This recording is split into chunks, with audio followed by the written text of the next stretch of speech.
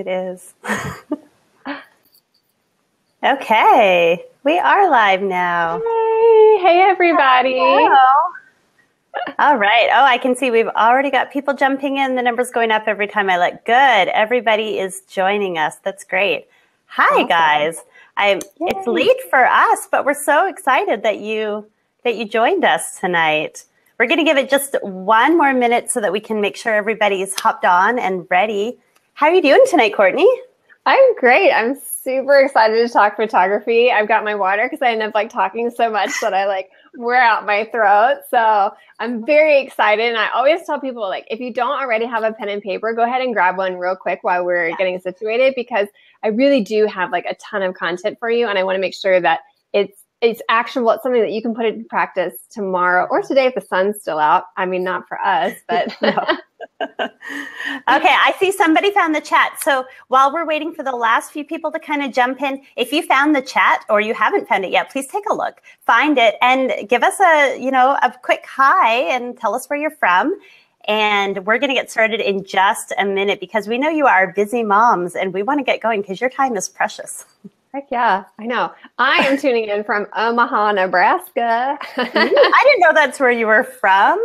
Well, it's where we live. I'm not from there. I'm like a wanderer, right? So yeah.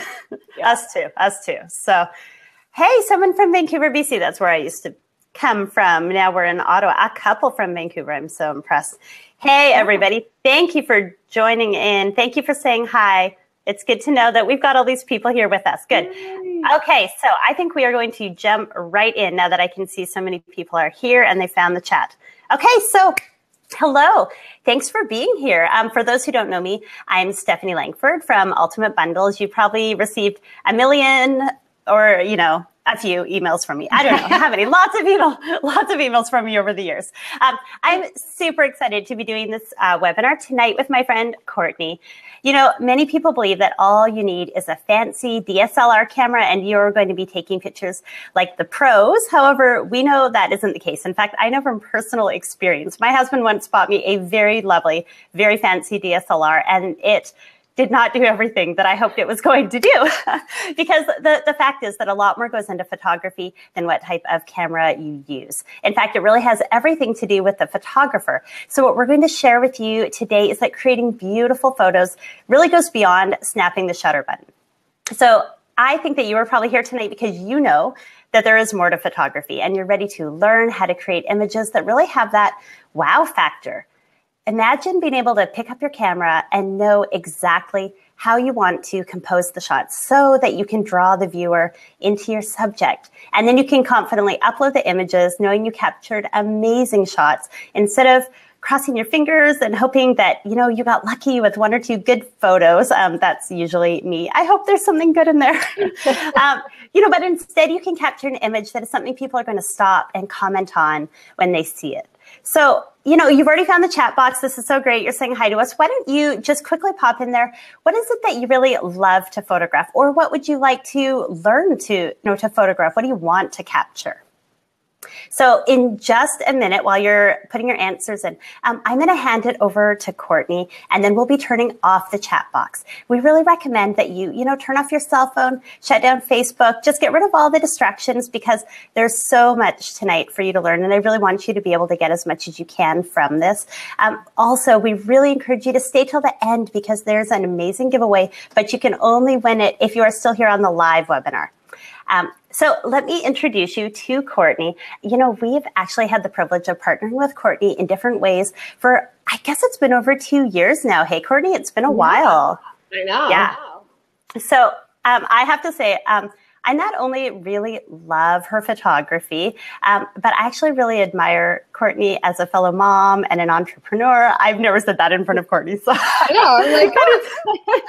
It's true. I think she's really great. And, she's definitely been where you are. After she received her first DSLR, she was really excited to capture images of her family and her children growing, but she felt like her images really fell flat and they were inconsistent.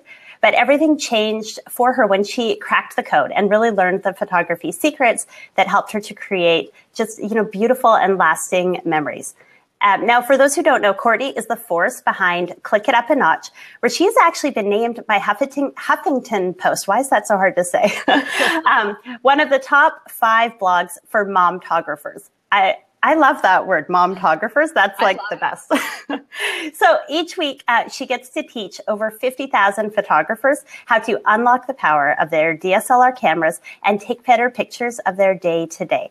And Courtney has 5 tips that you can walk away with tonight and start using immediately. You're going to be amazed at how these transform your photos of your kids. So like Courtney said in the beginning, you definitely want to grab a piece of paper and a pencil because you are going to want to take notes, lots of them.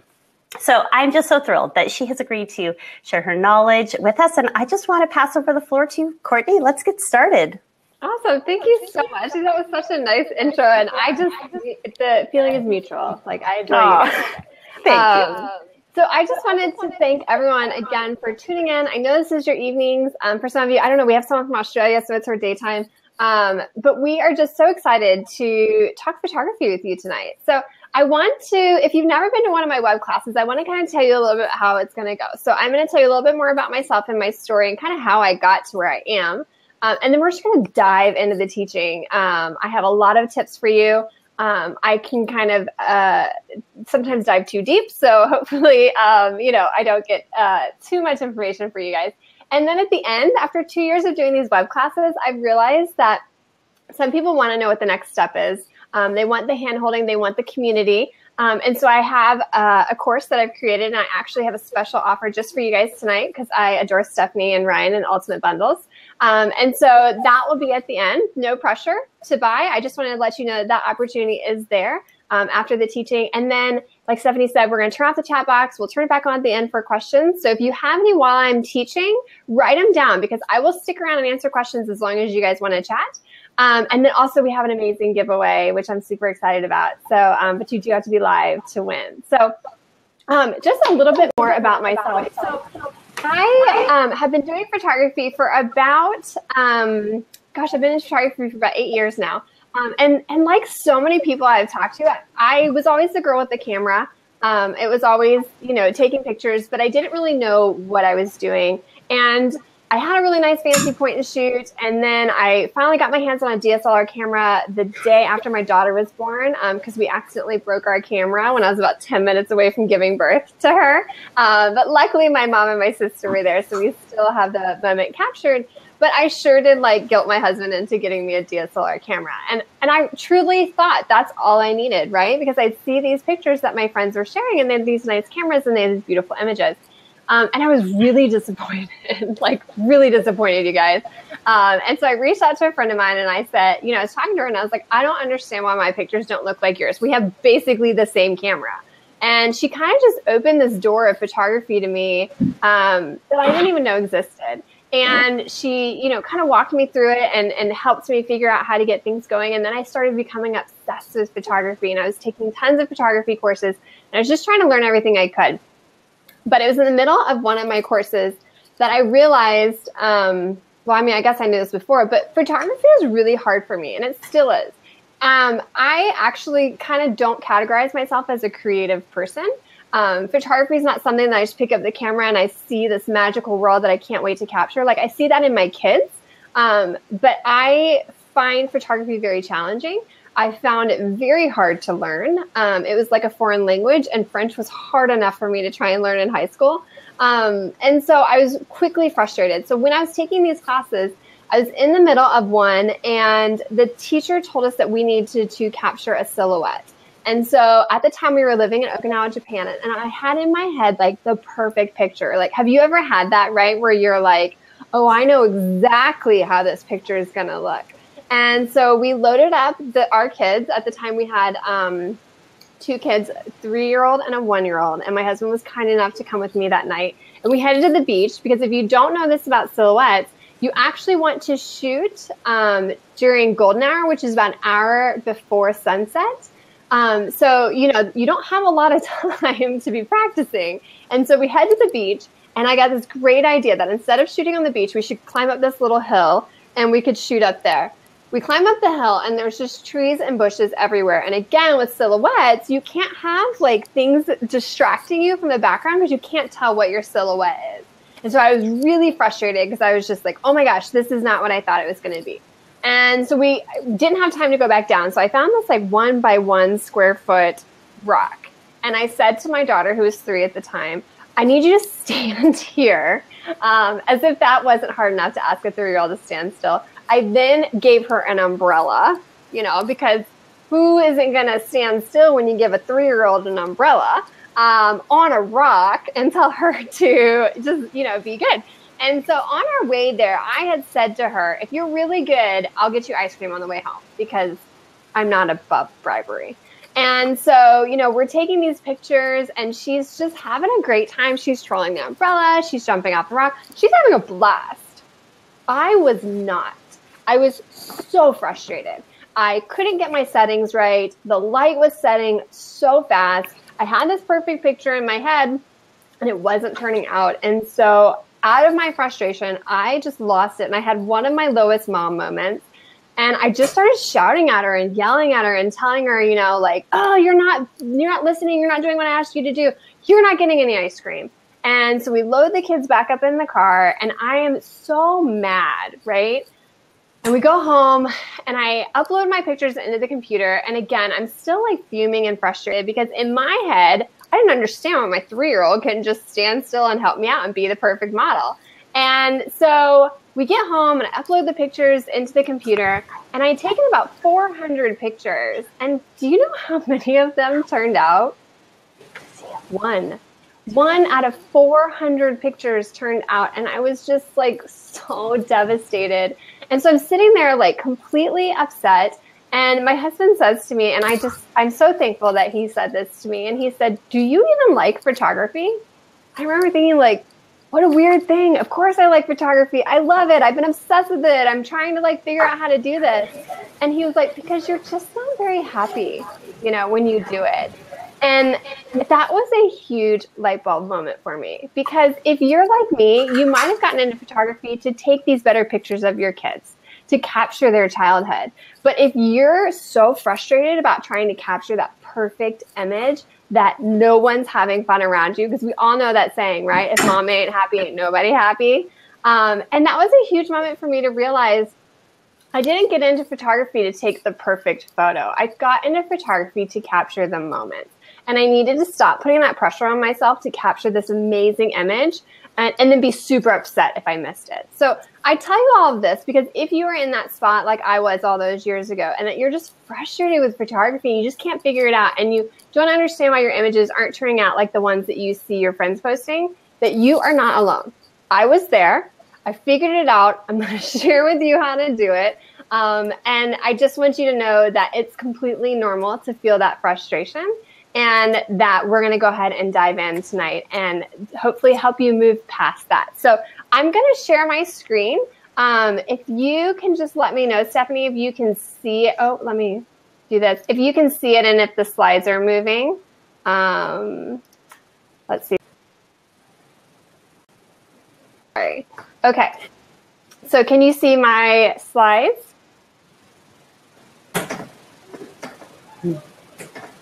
Stephanie, can you see the slides? Stephanie? Can you hear me, Courtney? Yeah, no, I can hear you. Okay. I don't know what anybody else can see. I can only see kind of a frozen version of your slides right now. Okay, so is it like the whole screen or just like within the keynote? Yeah, it's like your whole screen. Okay, how about now? Is it moving? No. Do you want me to turn chat on and ask what other people are seeing? Yeah, because maybe I'm seeing something different than everybody else. Yeah. Okay. Okay, I'm going to put it back to where it should be, and hopefully you let me know if people are able to see. Okay. Everybody, you can chime in and let us know what you can see right now. Yeah. And it might help, Stephanie, if you turn your camera off. I don't know if maybe that has something to do with it. Yeah, it's frozen, and I've been trying really hard to turn it off, and it doesn't want to let me. Oh. So I thought that you had possibly turned it off, but I wasn't sure. Technology, okay. It's so wonderful. You know, that's how you know these are live, right? Totally. Okay, so is anyone They are saying they see a screen within a screen within a screen, frozen screen, tunnel vision. Okay, they're seeing what I'm seeing. Okay, perfect. Okay, let's.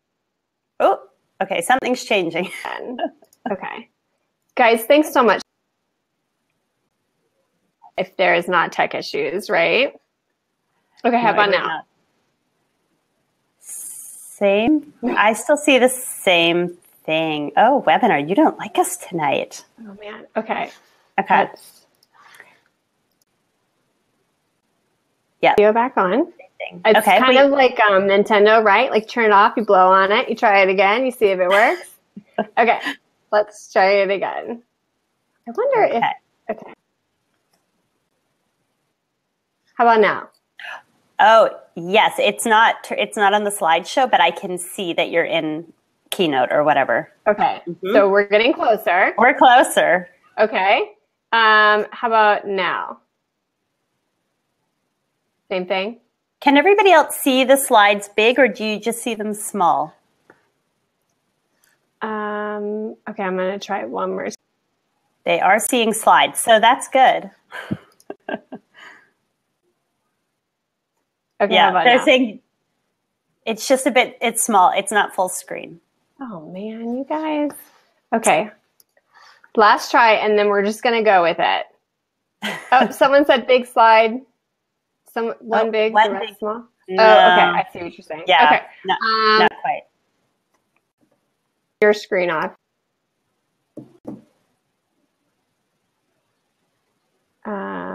Okay. How about now? I love how you said that. Like you're waving like a magic wand. And now. I'm guessing it didn't work. It didn't. It's still not full screen. Okay. Well, then we're just gonna go with it. I wonder if somebody said hit the orange arrow. Do you have an orange arrow, Courtney? Oh, I think I can turn you off. No. Yeah, it's completely frozen. It won't let me do that. It just really wants you to be a part of this. I know it won't let me turn my camera off. So I love it. Okay, well, you know what? We're just gonna do it, guys. Working like it should, but that's life, right? It's mom life, really. So I know. We're flexible. It's okay. It'll be awesome. Yeah, okay. I will make this as big as possible, though, so hopefully you guys can see it. Okay, so sorry some of the animations aren't going to work, and it's going to look a little different, but, you know, whatever. Okay. So tips to better everyday photos, okay? So like I said, after I've been doing these webinars for about 2 years, I've realized that once we get to the chat box, people have a lot of questions about gear. And so I kind of just want to start us off talking about gear. And so maybe hopefully that will answer some of your questions. When I started out, my first camera was a Canon Rebel, and it's an awesome camera. If you have that camera, it's a great camera. If you have a Nikon, it's a great camera. If you have any kind of a DSLR, you have a great camera. People are always asking me, like, is my camera good enough, or should I upgrade? And I really can go into a lot about that, but I truly don't believe that you should upgrade your camera until you know everything that your camera can do, and then you have maxed it out. So I had a Canon Rebel, and then I upgraded to a Nikon D90. The reason I switched brands is not because I don't think Canon is amazing. It's because, sadly, and you should not do this, one of my friends had a Nikon D90, and she was the one who was teaching me photography. So I just thought it would be easier just to go ahead and get the same camera that she had, because I needed to upgrade anyway. And then I got a Nikon D700, and then I have now the Nikon D750. So you can see over 8 years, I've upgraded cameras. I did not start out with the camera I have. I did not start out with the lenses I have now. Photography is an expensive hobby or part-time business. So start with what you can and try not to get gear envy from the people around you. So some of my favorite lenses are the Tamron 24-70 2.8, the Tamron 70-200 millimeter 2.8, the Nikon 35mm 1.4, and the Tamron 85mm 1.8. One of those 4 lenses is almost always on my camera. In fact, if I had to pick the 2 Tamron 24-70 and the Nikon 35mm, those 2 are definitely always on my camera. So if you are at a point where you are ready to get a new lens and you're not quite sure what to get, I always recommend you should start with a 50 millimeter 1.8. Now, I remember my friend was telling me that after I bought my camera, what I needed to do was to get a prime lens or a better lens than the kit lens, because the kit lens is that lens that we get when we get our camera, and it's not necessarily the best lens. And so we actually don't recommend that you buy the kit. You just get the body and then you get a lens. But if you already have one, that's okay. So she told me to get a 50 millimeter 1.8. I remember thinking she was crazy because that was like $100 and something, and I had just dropped like several $100s on a new DSLR, and she had to have lost her mind. But I saved and we got the lens, and it really did change everything. You know, we talked about in the intro that it's not the gear that makes the photos, it's the photographer, and that is 100% true, but having the right gear does help. So if you are looking for those blurry backgrounds, super sharp images, starting with a 50 millimeter 1.8 lens is awesome. If you are a Nikon user, Nikon makes a 35 millimeter 1.8, which is a little bit more than the 50 millimeter 1.8, but it's a great lens if you do a lot of shooting indoor. So that's kind of my tidbit on the gear, and we can talk more about it after if you want. But if you're looking for a lens, the 50 millimeter 1.8, or for both Nikon and Canon, or if you're a Canon shooter, the Nikon, the 35 millimeter 1.8 is great as well. So there are a lot of compositional rules in photography, and I go into a lot of them in my course, but I want to really dive into one of them tonight so that you're 100% confident that you can put this one into action and you can start applying it tomorrow. And that one is the rule of thirds. So the rule of thirds is basically you're placing a tic-tac-toe board on your images. It's just a 9 grid, and it has 3 images up top, or 3 squares up top, 3 squares on the bottom, and 3 squares in the middle. Same with the right, the middle, and the left. And so when you are setting up your shot, you should think about it like this, like this grid. Some cameras, when you look through the viewfinder, will have this on there for you, which is nice. This is just a guide. It does not have to be perfect. If your subject is not exactly on one of the thirds, that is okay. But ideally, you want your subject on the right third or the left third or the upper third or the bottom third. Like I said earlier, we're not trying to create these perfect images every time we pick up the camera, right? We're trying to capture their lives and take better pictures. So when you are shooting with the rule of thirds, ideally you want the intersection to be on their eye. Now, if you live in the Western part of the world where you read from left to right, top to bottom, that is also how we view images. I'm going to talk about that a little bit more in the next one.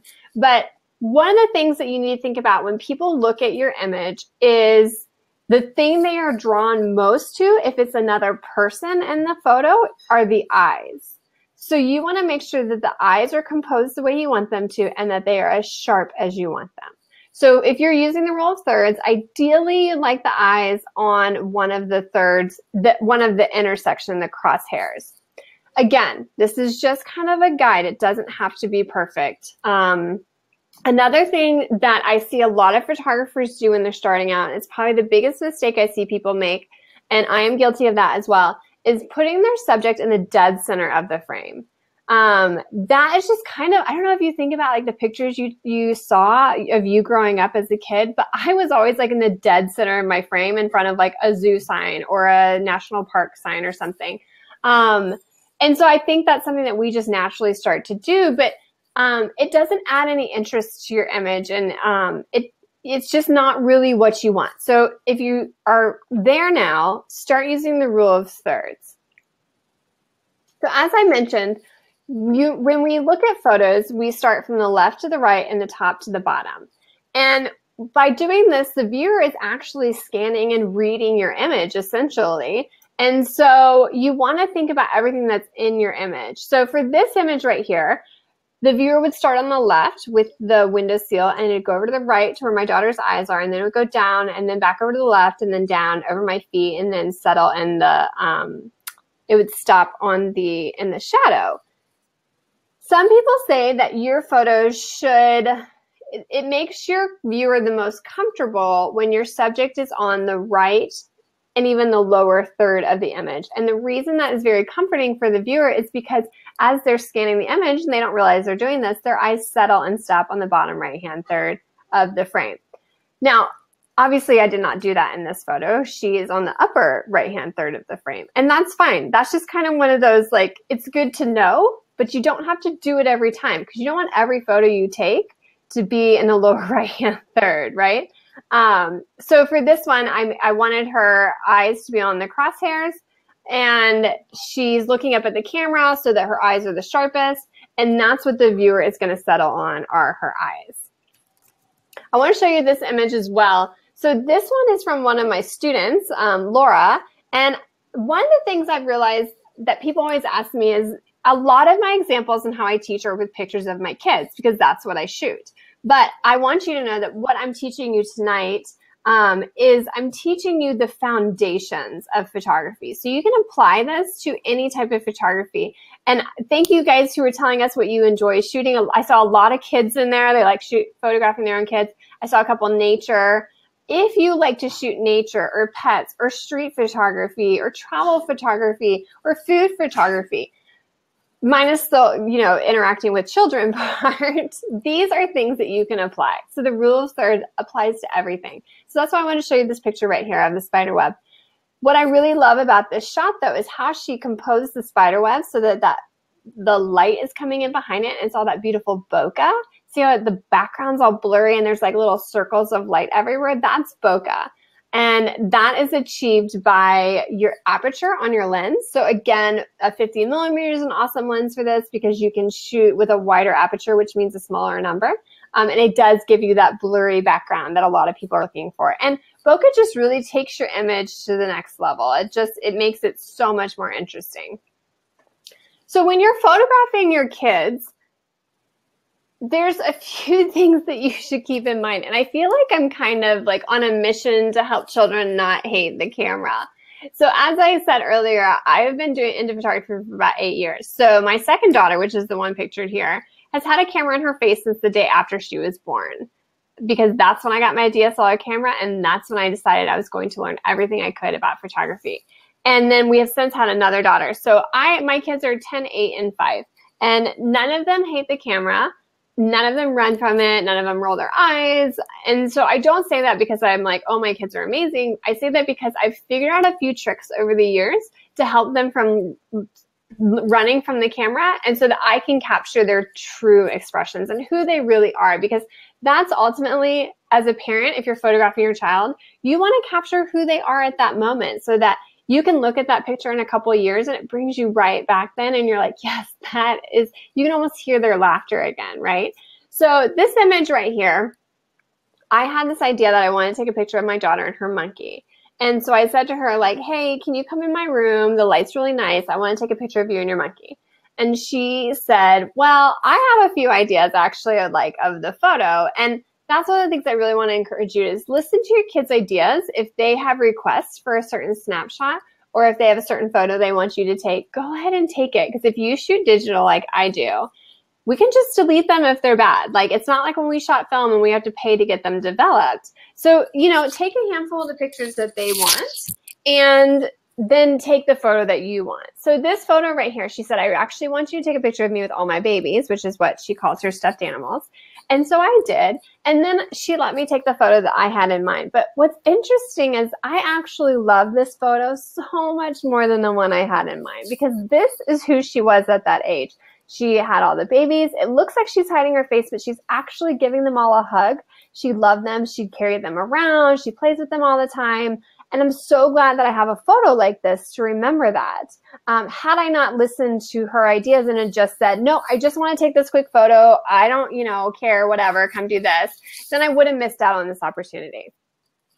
Another thing to consider doing is interacting with them when you take their photos and ask questions. So one of the things that I think is really important is you should ask your kids permission to take their photo. obviously sometimes if it's a birthday party or something like that, they know that you're just going to take pictures. That's different. This is more of when you want a certain photo, they clearly need to participate somehow in the photo taking. That's when you say, hey, can I take a photo of you, right? So for this photo right here, she'd come home from school and we were just talking about her day, and I noticed the light was really nice in my office. And so I said to her, like, hey, will you come in my office and tell me about your day? And she said, okay. So we were sitting on the floor of my office, and then I said, hey, do you mind if I take some pictures while we chat? And she said, okay. And so I picked my camera up and I got all my settings right. And then I put the camera down because I don't want my kids growing up thinking my face looks like the front of my DSLR camera. So I listened and interact and asked her questions, and we were talking. And then if you're photographing your kids, you kind of know their personalities, and you know when they're about to say something that they think is funny or that they're going to start smiling about. So she was telling me about something that happened on the playground. I could tell that something, she's getting kind of excited about it, right? So I got my camera ready, and when she was getting to this tail end of her story, I knew she was going to have like a genuine smile and as she's telling the story. So that's when I picked up and snapped the photo. So I don't want you to sit there with the camera in your face while your kid talks to you and you're just snapping away and shooting. Instead, I want you to be very intentional and listen to them and then interact with them. But I was able to get such a natural looking photo of her telling me about her day with a great smile. And it's who she was at that age.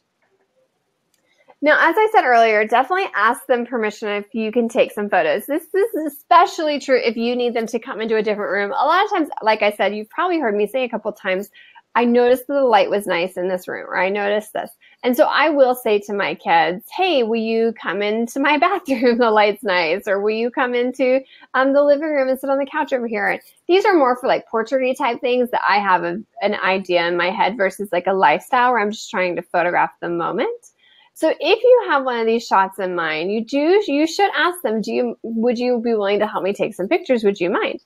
If they say no, then just leave it alone. Don't force it, because I would much rather my kids know that they can tell me no when they're not in the mood, and then be less likely to hate the camera. Plus, if I'm not in the mood for someone to take my picture and they start taking my picture, that doesn't make me very happy. So sometimes we will negotiate and I will set a timer. And so if you can tell they're kind of not necessarily 100% behind taking pictures, I will say, okay, can I set a timer? How about 5 minutes? How about 10 minutes? How about 15 minutes?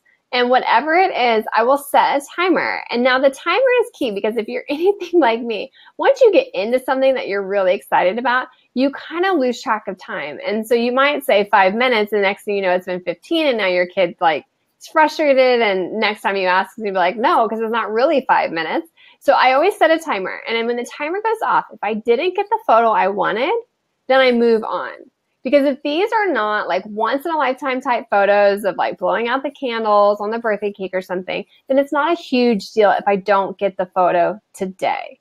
I mean, there have been even times where like, Halloween or something, we'll get dressed up again and take different photos because they're just not in the mood. So if that's the case, then just don't push it.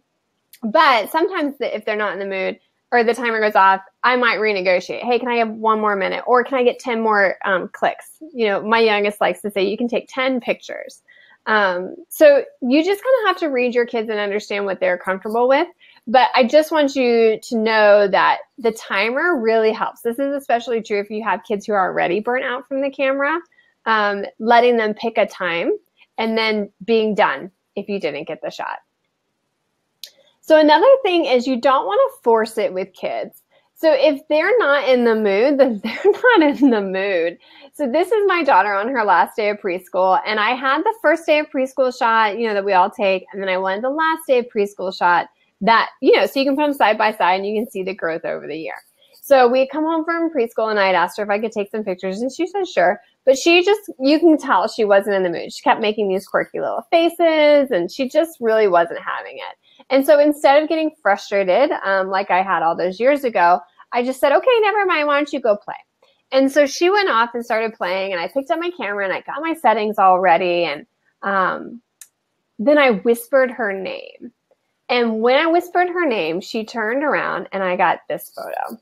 Now, this photo is who she is at that age. And although, yes, it's not her standing in front of the, front door with her backpack on or something, I love this photo because this is the look of my daughter when she hears her mom call her name and she turns around.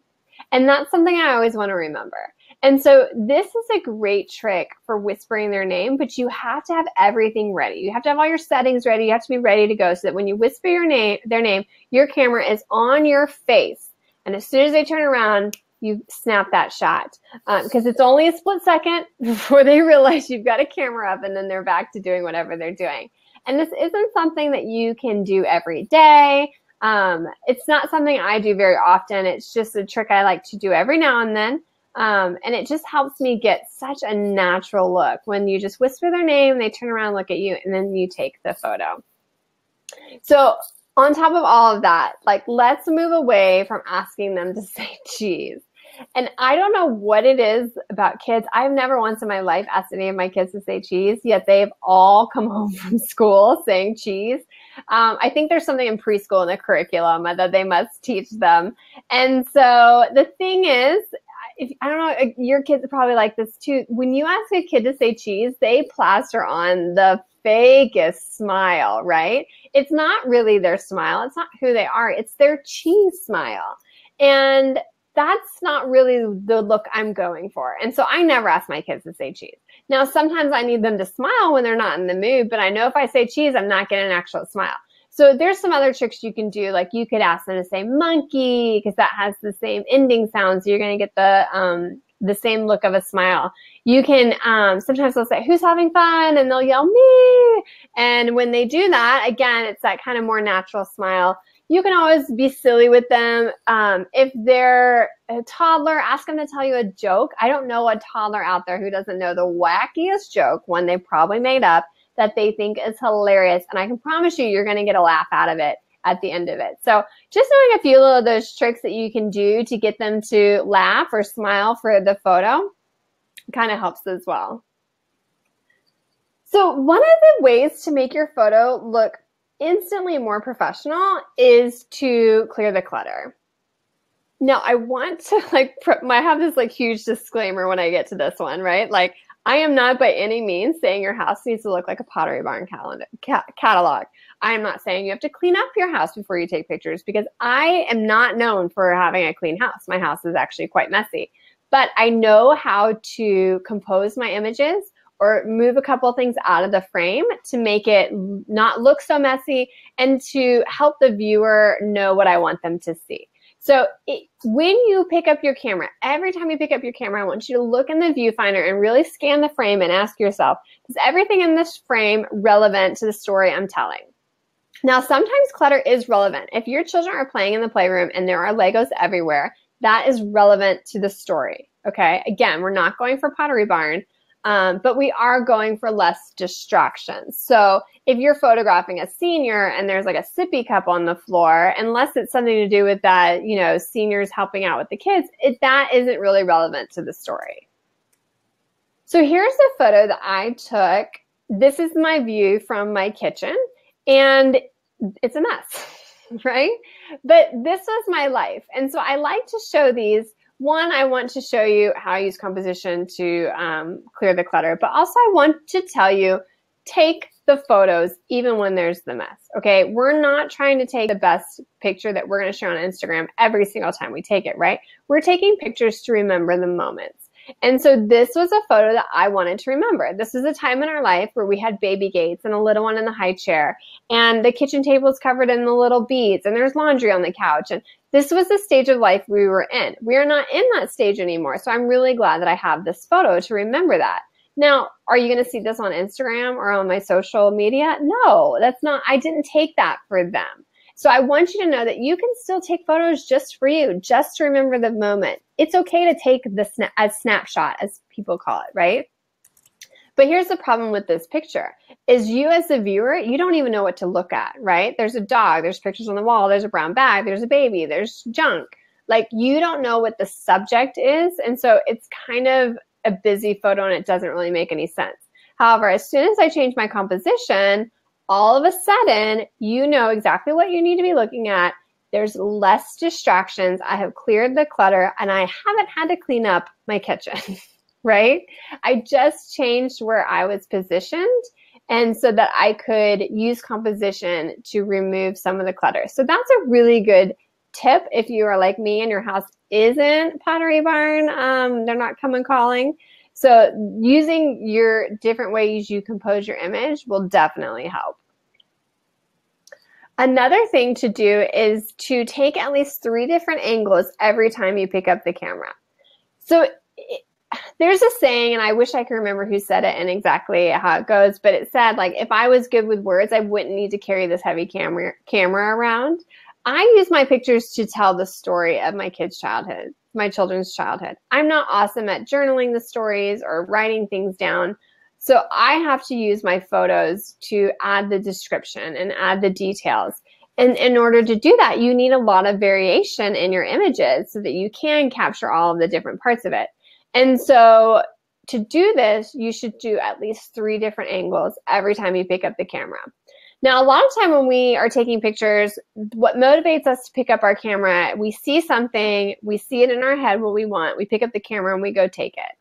A lot of us stop there, and that's a mistake, because you should continue to push yourself and challenge yourself creatively and see if you can get a different angle. Maybe it can be a better angle. So for this shot right here, I had in my head what I wanted to capture. This was not the photo that I wanted. I'll show you that one in a minute. But I wanted to capture this lunchtime that my 2 youngest daughters share while their older sister was at school. I knew the time was fleeting, that they weren't going to have these special little times anymore. So I wanted to capture this story. And so for this shot right here, I walked out of the room into my office, and I used the wall on the left to frame them. So it helps draw the viewer in. But also what you can't see to the left is a counter full of dishes, because I didn't want to do them. And so I use the environment to help draw the viewer into my subject. So this was one. Then I moved positions and I took this one. I walked over to the kids and I climbed on a chair and I took a shot from above. And one of the reasons I love these kind of shots from above, and I mean, don't get crazy taking them all the time, but it really shows how little they are. It shows a lot of details. So in this photo, I love that you can see that one of my daughters is eating on a placemat she made at preschool. The other one's eating in those plates that have the dividers in them. We don't have those anymore. You can see what they were eating for lunch, her little strawberry, her bib, her in a high chair. Again, a different angle to tell the same story. And then I changed angles again, and I got this photo of my daughter just being silly eating lunch. Now, this was the photo that I had in mind when I picked up my camera. I was just going to take one like this of her and then one of the other daughter and call it a day. But I challenged myself. I actually took more than 3 angles. I took a handful more, and some of them didn't turn out. And that's okay. Like, that's part of photography, right? That's part of pushing ourselves and is trying new things. And when you shoot digital like we do, it's not a big deal. And you can do that because we can just delete the ones that don't work out. But of all of these, the one that's my favorite is actually this image right here. And had I not tried to take 3 different angles, I wouldn't have gotten that shot. So another thing that you can do when you're telling stories and doing different angles is to showcase the subject's perspective. So a lot of times when we look at a photo, what we're seeing is the photographer's perspective. But I wanted to show this moment of my oldest and my youngest. And, you know, the oldest is feeding her food, and I wanted to just capture this story. So my oldest, you can tell, is super concentrating, and she's doing what we all do when we feed babies, right? You open your mouth, you're looking very serious. And so I took this from the baby's perspective. This is what the baby sees when she looks up at her older sister. And then I came around the other side, and I took a photo of by my daughter's head to show the baby's perspective. Now you'll notice in both of these images that I've included the head of the subject, of the person whose perspective I'm trying to show. If I had moved her head out of the way, it would have looked like the baby was smiling at me, and then it would have seemed like we were having this interaction, which wasn't the case. She was having this interaction with her older sister. So I wanted to keep her head in the frame. Also, I wanted to keep her head in the frame because it frames the baby so nicely. It shows the viewer exactly where I want them to look. And it's so fun to see the baby's expression when she's looking at her older sister who's feeding her.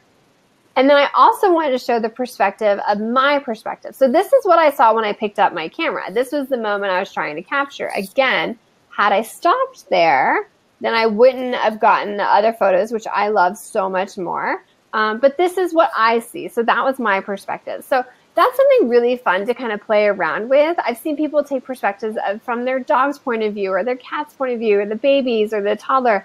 It's really fun to add that kind of, those kind of images to your story. Here's another set to show you. So this one was my daughter playing on the couch with her Legos. And just real quick, I want you guys to see that pillow. My mom made that for me for Christmas. It says, "My house is a mess, but my homepage looks fantastic." Because I really do want you guys to know, I'm not kidding when I say that my house is a mess and that I just have learned to use different angles. So it is possible. So this is a photo that I just saw. I loved the light. I loved her playing with it. And so I just took this image.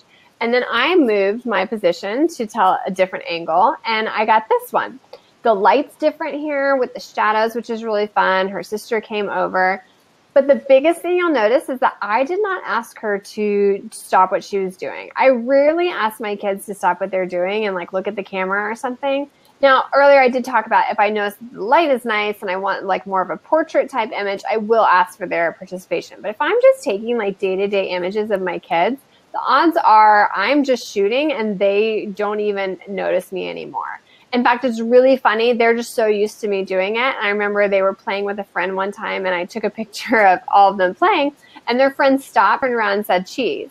But I didn't want that. I wanted them playing. And so she was like, "But your mom's taking a picture." And they were like, "That's just what she does." So the more you do this, the more your kids will get used to, you're just photographing the moment. And so I didn't ask her to stop what she's doing. I didn't ask her to change. I was the one moving around. And then, I took one more of, I got down on the floor, I laid down, and I got some details of my other daughter putting together a puzzle. So photography for me is kind of like my exercise, right? Like I'm climbing on chairs, I'm standing on beds, I'm laying on the floor. Don't be afraid to move around and try these different angles and try different things. It's really fun to see different perspectives. In fact, just today, one of my students posted in the Facebook group this really cool picture of her cat. And she's laying on the floor and her cat's laying on the floor. And she's using the negative space of the carpet just to draw the viewer into the cat. And the fact that she's laying on the ground taking that shot makes it so much more powerful than if she was just standing up taking it from above. So that's kind of a good little tip I didn't even think about throwing in there, but always try and get on your subject level if you can, especially when photographing kids, because when you are shooting from above, that's a different story. That's definitely more of your perspective than if you're trying to shoot on their level. So when you're, using your photos to tell stories, you're shooting from different angles, you're trying all different things, you want to also be capturing the details. So your subject does not always need to be looking at the camera. And this is really great if you have kids who are burnt out from the camera. But it's also great to add those details to your stories. So for this, my computer's just kind of being crazy. For this shot, we had made popsicles and I wanted to document it. So I asked the kids to come out back and I said, just hold your popsicle up. I didn't ask her to look at me. I didn't ask her to smile. I just said, I'm going to take a picture of your popsicle. And yes, she's looking towards the camera and she does have a smile, but that was not an expectation I had put on her. And I was able to take a picture like this because I had my aperture wide enough, which means that the number was very small and my focal point was on the popsicle. And so it blurs out the background, all that distraction. It's got that beautiful bokeh that we talked about earlier. And so these are really fun shots to have as well. Another one, here's one of my daughter looking at a book. She loved this book. I wanted to capture the moment to remember that she would just flip through this book and make the noises of the trucks and the buses and anything that she knew. And I was very intentional. I did take this from my perspective, from my angle. You can see my foot is even in the picture. I did that on purpose because this is my view of her. You'll also notice that there's like junk in the photo, right? Remember how I talked about like it's okay if it's part of the story?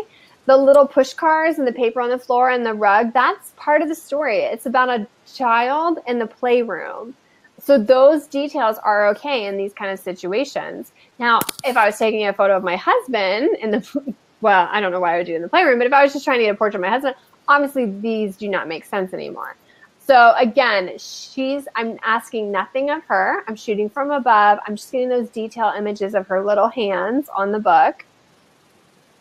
And then this one is probably one of my favorite detail shots I've ever taken, which there's a term in the photography world, like your mom goggles, right? Like there are photos that you're going to love just because they're your kids. But maybe technically speaking, they're not amazing. And that's okay. Again, remember, we want to be taking these images. But this is one that I love. This was my daughter's last day in her crib. It was her birthday. She was getting a big girl bed. And so I had in my head this idea of what I wanted the picture to be. It was going to be her standing up in the crib and me on the other side of the room and, you know, just a full crib and her shot. And I took it. And then I pushed myself to try different angles and capture the details. And I noticed that her little hand was on the crib like this. And so I used the crib rail as like a leading line to really draw the viewer into her finger. And I snapped this photo. And this is my favorite of all the ones I took from that little like 5-minute photo session, if you want to call it that. But it's probably one of my favorite detail shots ever. Partly because of the mom in me, but partly because like, how fun is it to have those little fingers in a crib knowing that was the last day in the crib? So this is one from one of my students, Jackie, and I just think it's so powerful because we don't even need to know the story to love this image. There's so many details that tell us what the story is. It's a child holding the nest with eggs. She uses the arms of the child to really draw the viewer into the nest, and she uses a perfect aperture to blur out that background. She's got that nice creamy depth of field going on, and she's got this amazing shot of the details. She's not asking anything of the child holding it. We don't even know. They could have been crying for all we know, right? But that's why these shots are really powerful, because they tell a lot of the story without any kind of explanation. So learning how to find the light in your house is a challenge. And one of the biggest mistakes I see people make, and it makes complete sense that this is a mistake they make because it's logical, is that if there is not enough light, the logical thing to do is then to turn on overhead lights, right? Turn on lamps, turn on overhead lights. But actually, when you do that, you're messing with the white balance of your image. If you're not familiar with what white balance is, that is the temperature of your photo. So like if your photo looks a little bit too yellow or too blue, then the white balance is off. So when you're shooting with light, it's best to turn off overhead lights, turn off lamps, and just let the natural light that is available be the one to illuminate your subject. So for this shot right here, my daughter was in the kitchen doing her dishes because we don't have any freeloaders. And this area of the kitchen is actually quite dark. There's only that small window above the kitchen sink. And so looking at the photo, you might think like, oh, go ahead and turn on some lights, right? But I loved how the light only fell on her. And then the shadows fell everywhere else and kind of just darkened it so that you're really drawn into her, that the light is pulling you into the subject. The shadows are also hiding the junk on the counters, right? Like there's dishes, there's bowls in the background, there's stuff on the stove.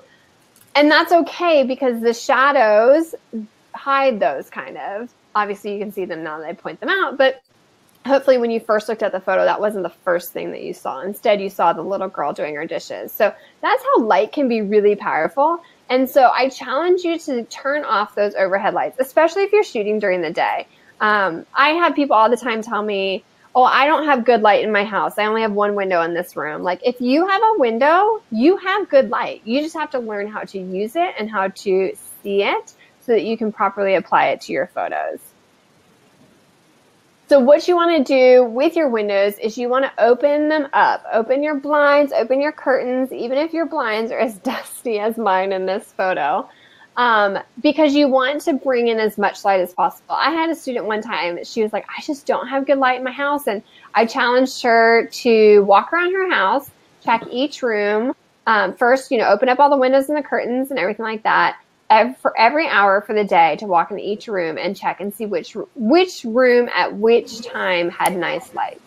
And she was just so amazed that there was this room that she had kind of just written off because she'd always kept the blinds and the curtains closed and had always just thought it was just a dark room that didn't have a lot of great light. And And once she opened everything up, like all of a sudden she's like, this is my favorite room to shoot in. So sometimes when we've lived in a house for a while, you kind of forget these things. So open up all your blinds, open up all your curtains, and really just study the light in your house. I know that the light is nice in one of my daughter's rooms at like 4 o'clock in the afternoon, but at like 10 in the morning, it's not great. So it's not that there's not any light in that room. It's just that you need to know when the light is nice. You want to also move your subject closer to the window. Sorry, since the slides are all messed up, it's being crazy on me. Have them come close to the window if you need. If your children have like a favorite Lego table or reading spot or chair or something like that, don't be afraid to put that near the window. My daughters had that little white table that you saw my youngest looking at that book. That used to be in the back of the playroom. And I noticed that they were spending a lot of time at it. So one day I just moved it closer to the window. And that way the light was always nice when they were there. I have been known to rearrange our kitchen table so that the light falls on the kids. And so when I want to take pictures of them at the table, I don't even have to have them move or anything like that.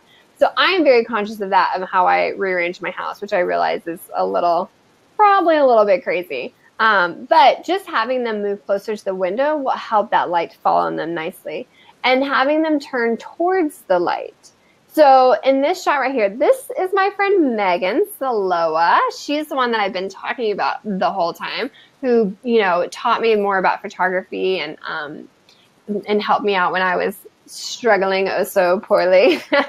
And we had actually had this girls' weekend, and we were in a hotel room talking. And once you start studying light, you're going to realize it really messes with your conversations, because you're trying to talk to somebody and then you notice how lovely the light is, and that's all you can focus on. And if you don't know this, hotel rooms actually have the best light because it's directional, since it's coming from one window, and it just normally falls so nicely on the subject, especially the people who are in the bed closest to the window. A little extra tip for you.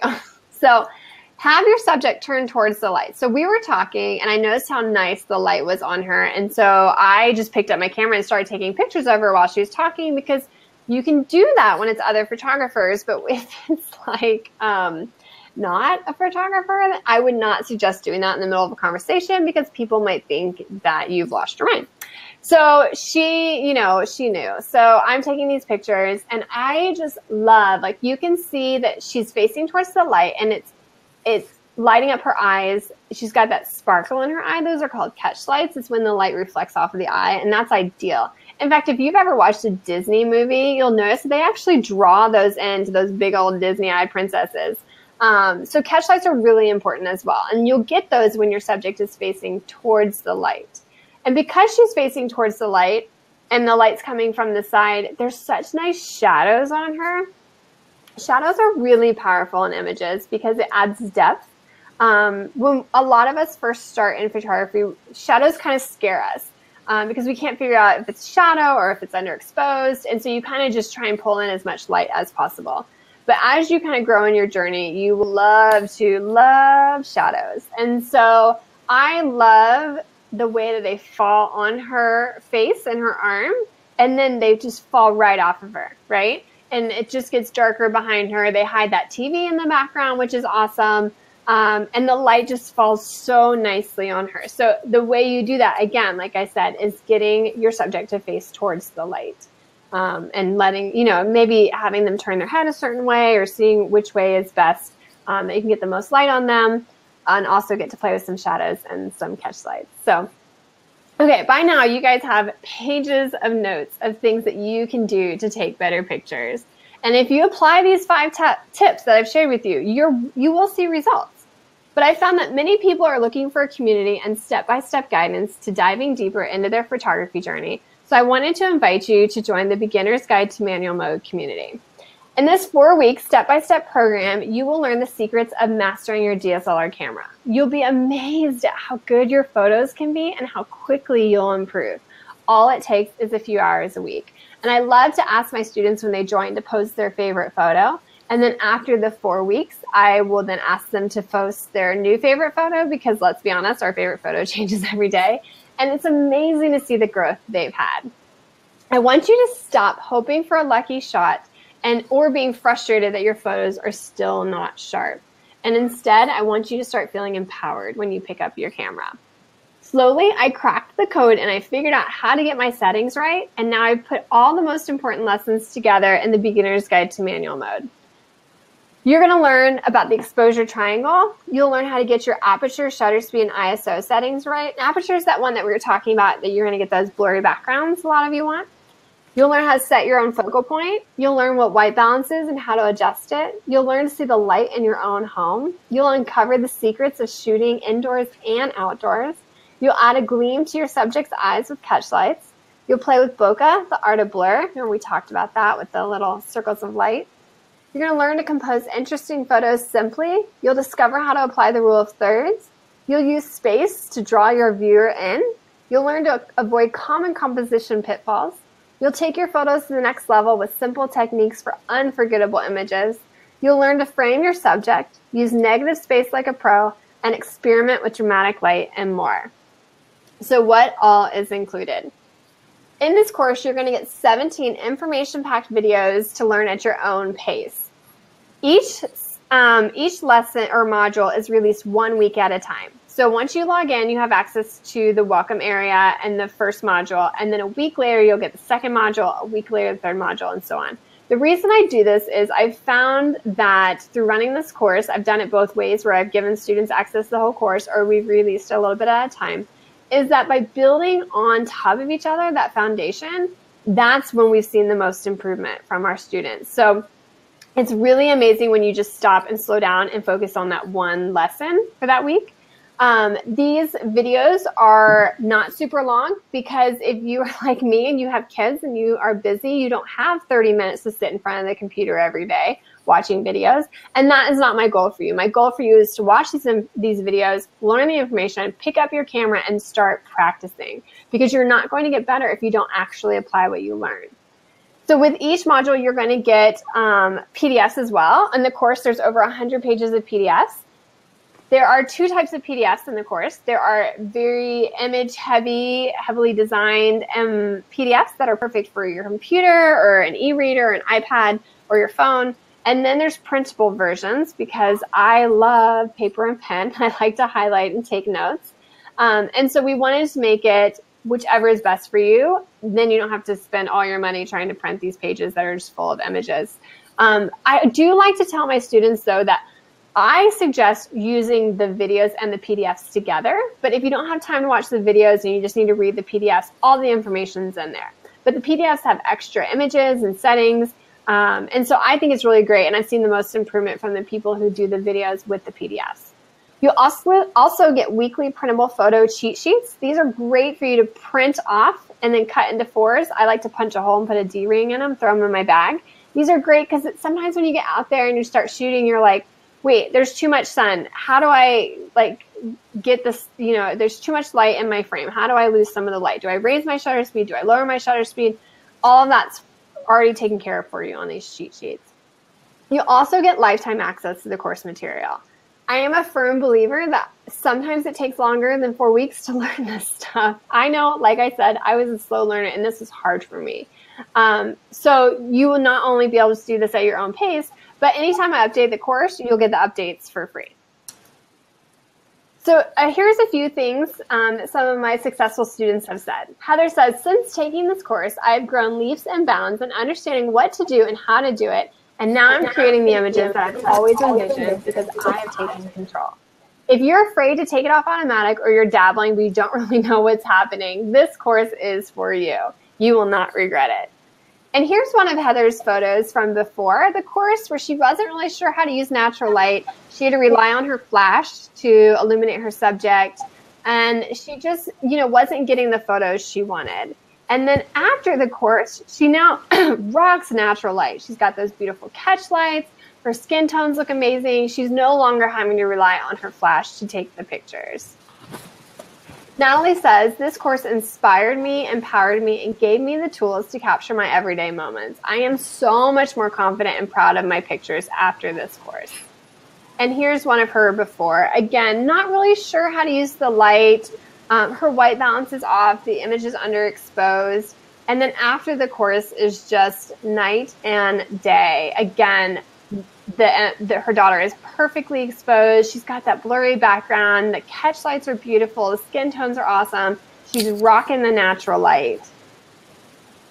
So here's the deal. I'm absolutely confident that this course will transform the way that you take pictures and use your camera. And as a mom who was frustrated with her camera, I had to learn the hard way how to use my DSLR.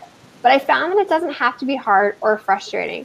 So that's why I've created this course, so that any beginner can quickly and easily learn how to take stunning images with their DSLR without the frustration that I went through. So go ahead and give the program a try today. I know you'll quickly feel total confidence and joy with your camera. And I only want to create programs and trainings that are 100% applicable and insightful without all the fluff. So if at any time you feel like the course isn't right for you for any reason in the first 30 days, just simply email my team and we'll happily refund you 100% of your investment. No questions asked. It's my total happiness guarantee. So in the Beginner's Guide to Manual Mode, we work really hard on building the foundations of getting your photos right straight out of the camera. However, I want to make sure that you have everything you need when starting, so I have several bonuses for you as well. The Essential Guide to Editing Photos, Lightroom and Photoshop Edition. You're going to learn the ins and outs of editing in Photoshop and my personal favorite, Lightroom. We'll cover how to upload, complete a simple edit, and export your images for web and print. And I am a huge advocate for printing your photos, guys. What is the point of taking all these beautiful photos if they're just going to live on your computer? So that's why I'm including the Share the Love video, a quick guide to creating photo books. Don't let your images sit on your computer. I want you to share them instead. So in this bonus video, you'll learn how to create photo books quickly and easily so that others can enjoy the images you worked so hard to create. And in this webinar-only bonus, you'll get access to 12 hours of pre-recorded real Q&A sessions with students from this course. These are awesome if you are stuck on a certain module and you need a little extra help. There are different Q&A sessions that you can just dive into, and you can hear real students asking me questions and talking more and going deeper into the information. And because I know the importance of not going at this alone, we have a community-run Facebook group as well. In here, you can connect with other photographers as well as ask for feedback on your images, which is essential to your photography journey. I know when I first started, my mom told me every one of my photos was awesome.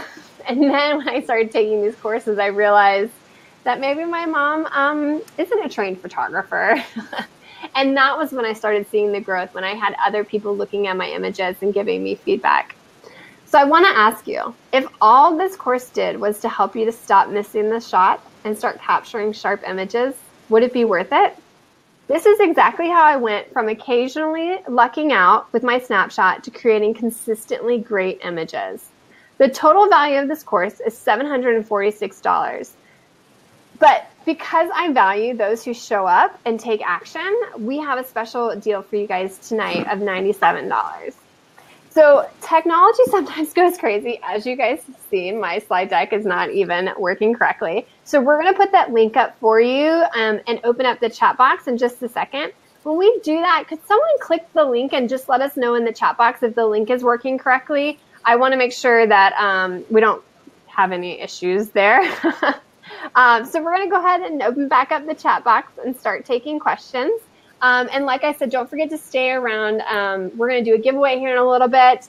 And I'm going to go ahead and take a sip of water while we get that going, since I kind of have starting to lose my voice. Hey, Courtney, can you hear me? I can. Oh, good. Okay. Oh, somebody just said the link works. So yay, that is good. Yay. Okay.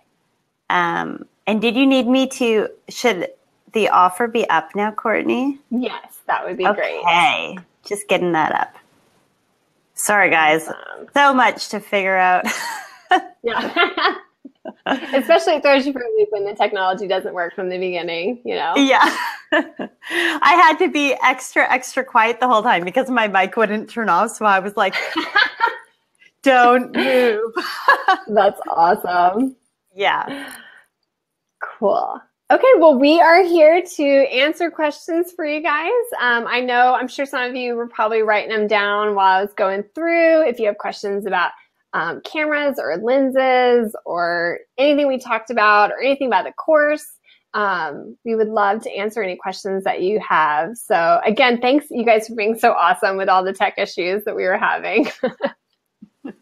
Yes, I agree. Everybody was really awesome. They're very patient. I know.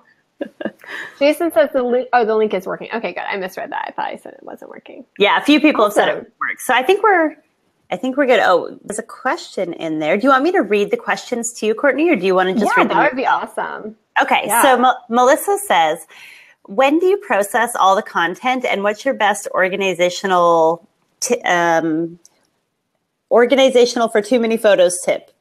Does that make sense? Oh, so yeah. So I actually have a video in the welcome section on how I organize my photos, because I really think that you need a strong system for organizing your images. I know that I've taken anywhere from like 10 to 20,000 photos a year. And when you have that many photos, you don't want them to just get lost somewhere in the computer, right? You want to be able to find them. So basically what I do, and like I said, there's a video on it in the course. For every year, I have my own folder. And then within that folder, so for like 2017, there's a folder. And then within that folder, I have 12 more folders, January through December. And then within those folders, if I upload my pictures that day, if I've taken, say we went to a baseball game, I will go in and say the date. So if it was today, I would say, 10/18 of 17. And then I would say, St. Louis Cardinal baseball game or something like that. And the reason I put that extra little description behind there, I know some people do, I used to do only description, which was not good because then it was not in order of date. And I know some people just do date. I like to do both because then I know in 2 years from now, if I'm like, oh, I want to get a couple pictures and we went to that game.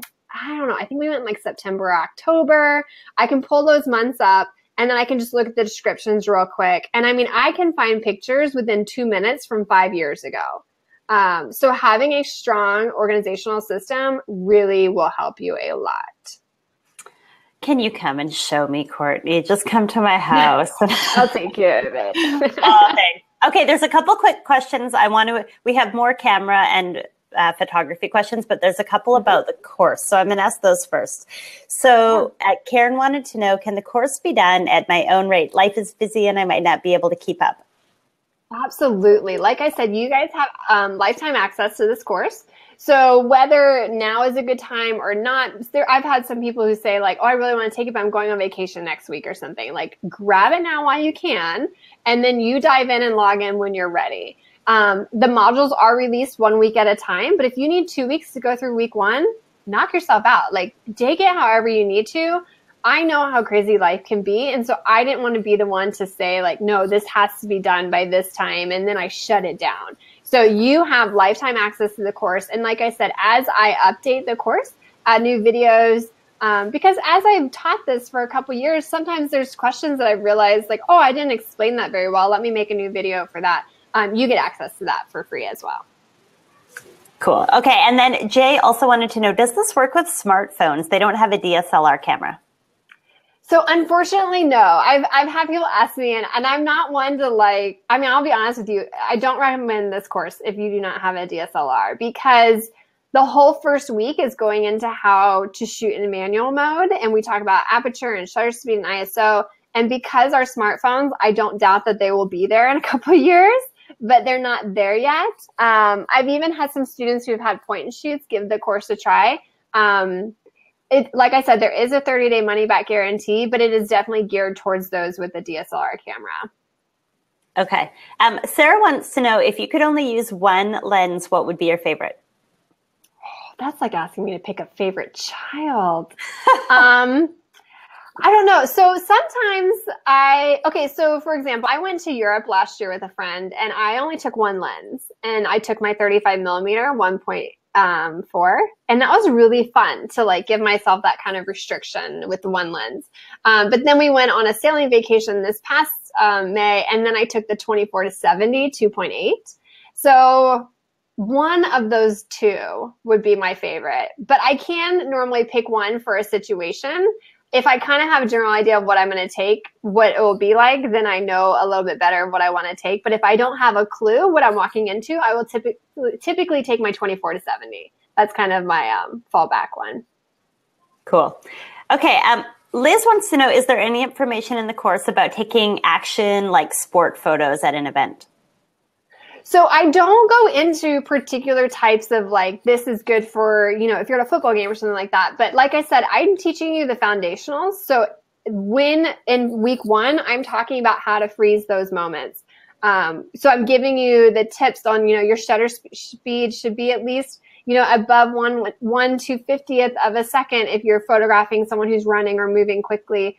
So I don't have it broken down to like, this is how you do sports or this is how you do this, because what I'm teaching you can be applied to any type of photography. Okay. And Melinda asks, and maybe you know what she means by this, would this be the same for mirrorless camera? I wonder if she's referring to the smartphone question.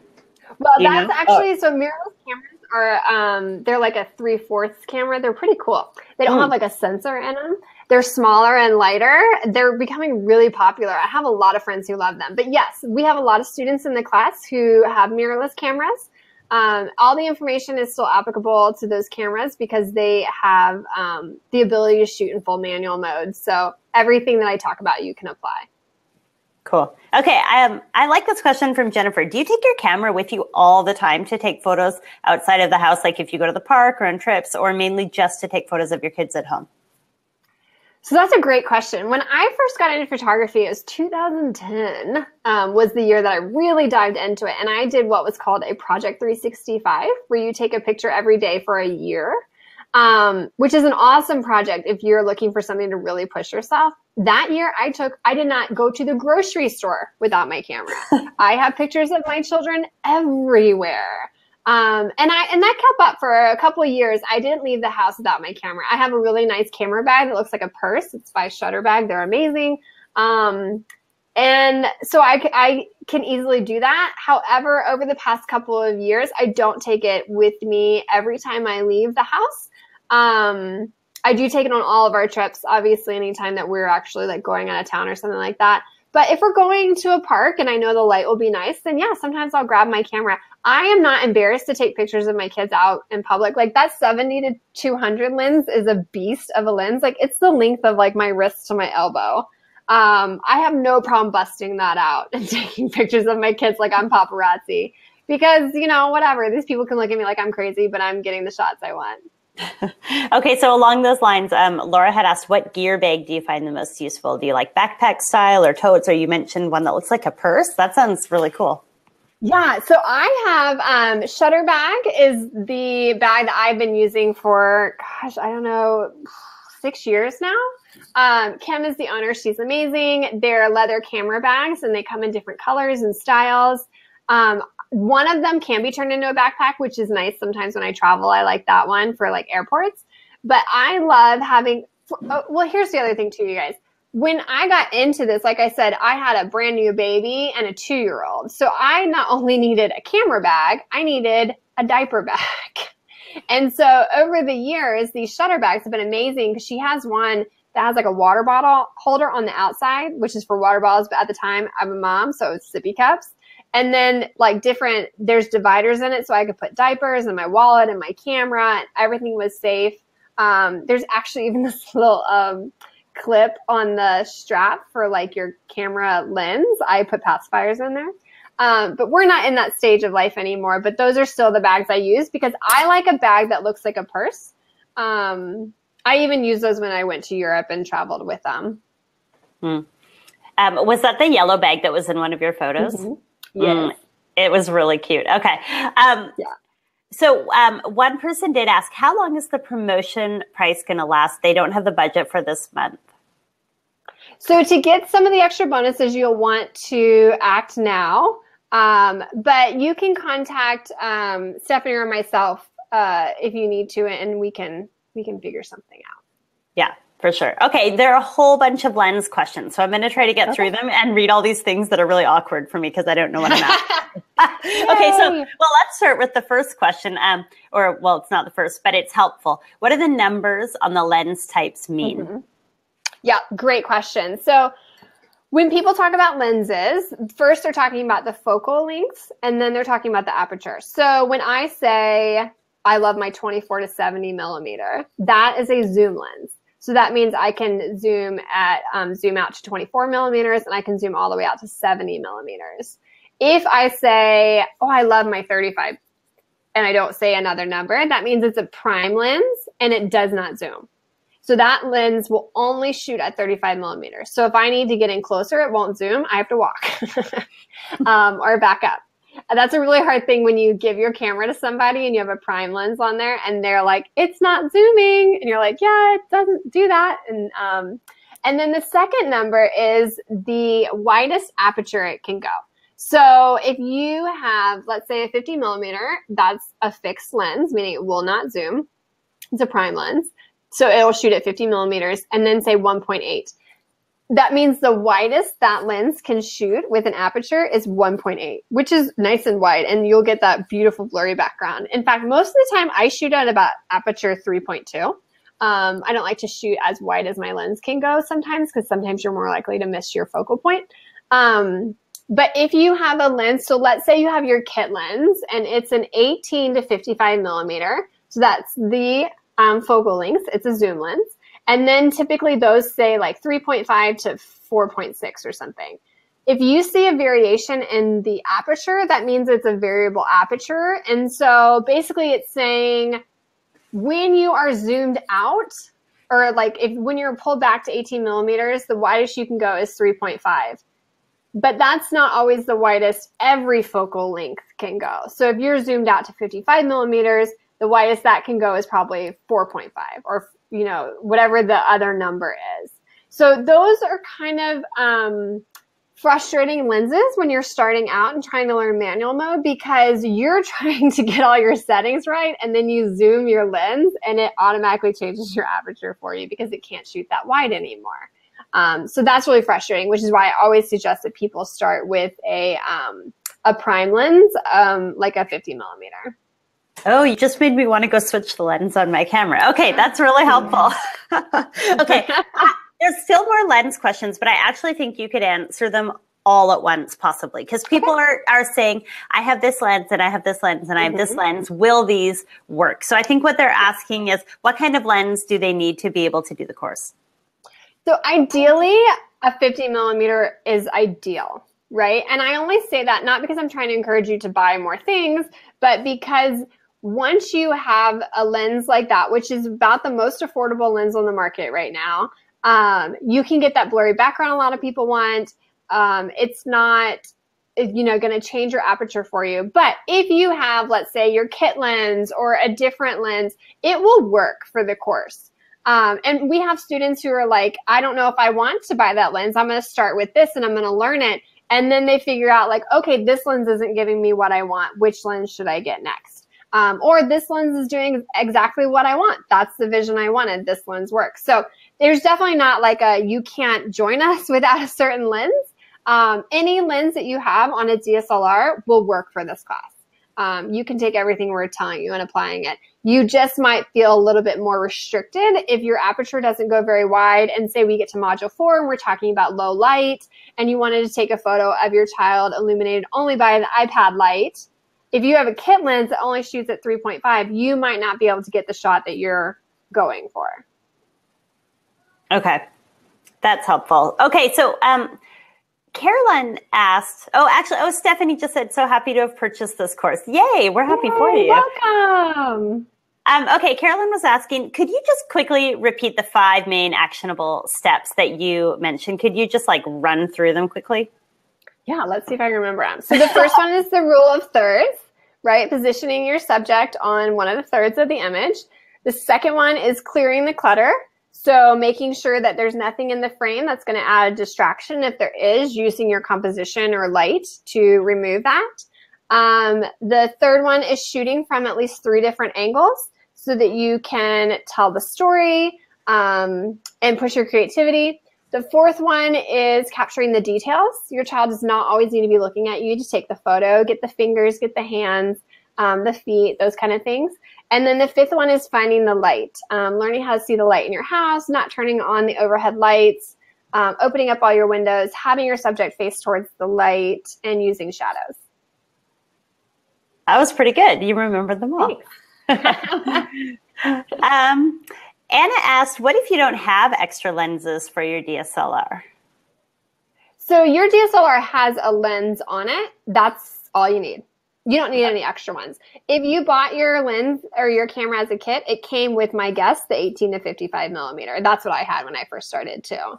So if you don't have any extra lenses, that's fine. If you decide you want to get one later, like I said, we have the Facebook group, and it's really fun to go in there and talk to people about like, which lens do you have? What do you like? Also, I always recommend to people they rent a lens if it's a more costly lens before they buy it, to see if it's actually it's going to give them the type of images they're looking for. Okay, I did miss this question. Caitlin was saying, I have a Sony Alpha 58. It's an SLT, so I guess it's not a DSLR. Does that still work, or is that too different? I don't know that camera off the top of my head. We have a lot of Sony users in there. That sounds like it might be a mirrorless. I would have to Google it to know for sure. If you can shoot in manual mode with that camera, meaning that you can adjust your shutter speed, ISO, and aperture, then you can totally use it for the course. And like I said, I do have the 30-day money-back guarantee. So if you dive into it tonight and then you're like, oh, wait, this is not at all what I thought it was, it's not going to work, then that's not a problem. Just email my team. Okay. And Jay was saying, I inherited my dad's 35 millimeter camera. Would that work?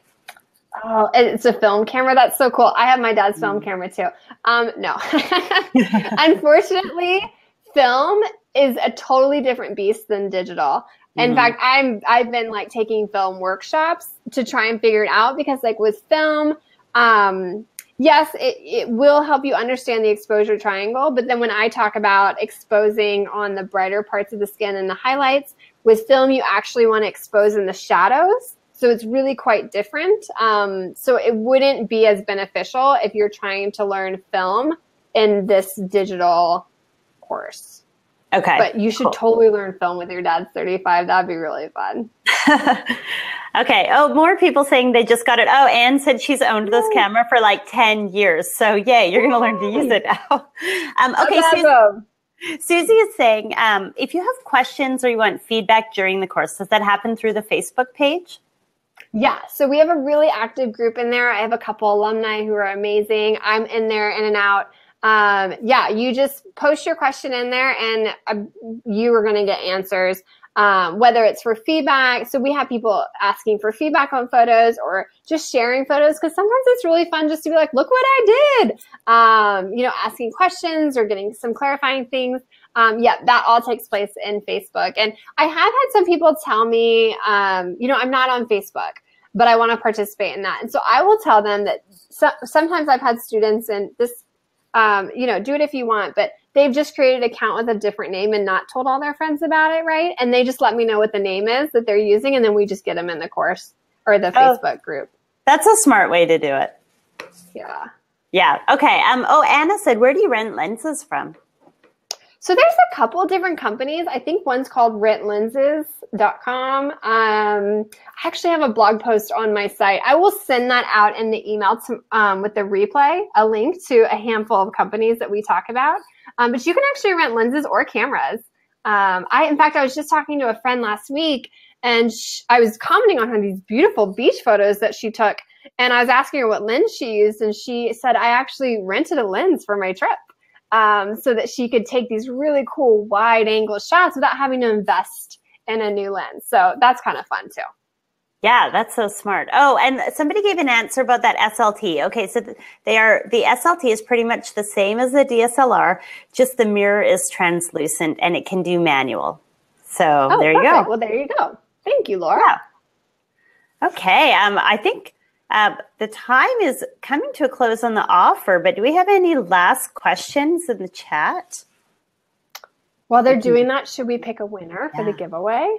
Oh, yeah, we should. How do you want to pick one? Okay, so I will go in the back end and randomly pick a winner. But to give you a little bit to know what you're going to win. So I am basically giving you my education store. So the winner will get, I have 2 ebooks. One is a 30-day challenge to photograph your kids. So each day there's a prompt and a skill that you're going to put together with that prompt to photograph your children's everyday moments. another ebook. I teamed up with a friend of mine, Beth, who's amazing. And it's on finding your photography style. So once you start getting into photography, kind of helping you like figure out how to make your images unique. And then also someone's going to win this course as well. So if the winner already bought the course, I will refund them the money, but you're going to get all the products that I sell, all the education, the whole store. That's so cool. So okay, so you go ahead and pick somebody. I think Tina's really excited about the giveaway. Yay! All right, let me randomly pick a winner. Okay.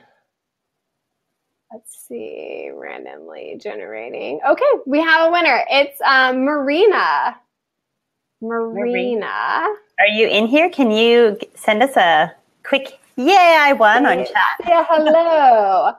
You're Marina with some numbers at yahoo.com. I'm not going to give out your actual email address. Don't worry.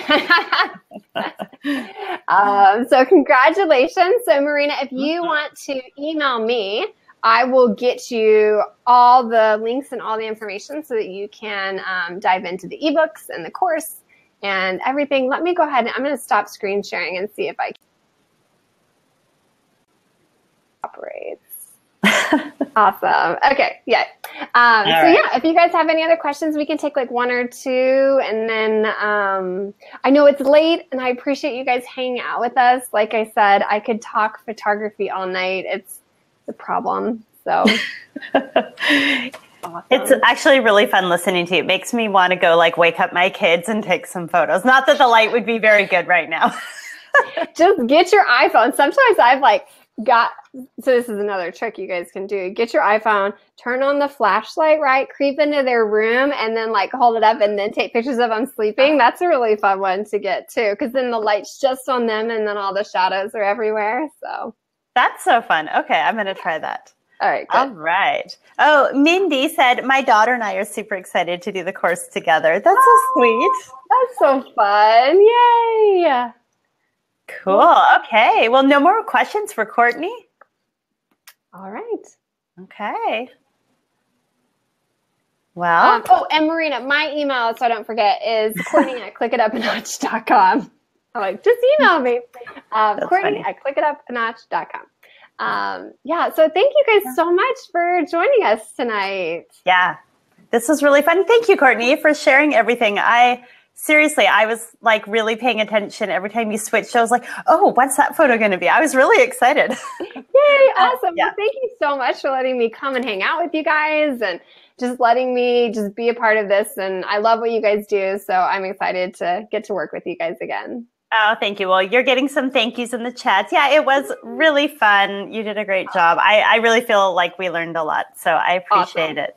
Yeah. Okay. And my big thing is I hope that everyone, this is my challenge to you, is just pick one thing that you learned tonight, circle it, and start doing it tomorrow. Just one thing. Just put one thing into practice. Because nothing's worse than coming and learning and then not applying it. And so, yeah. Yeah, for sure. Oh, we have been asked, will they get a copy of this webinar? Yeah. So I will send a replay to everybody because I know some people run into tech issues or have to go change a diaper or whatever. So everyone will get a replay. So. Awesome. Yeah. Well, thank you guys so much. Thanks, Stephanie. Thanks, Courtney. Okay, goodbye, everybody. Thanks for coming.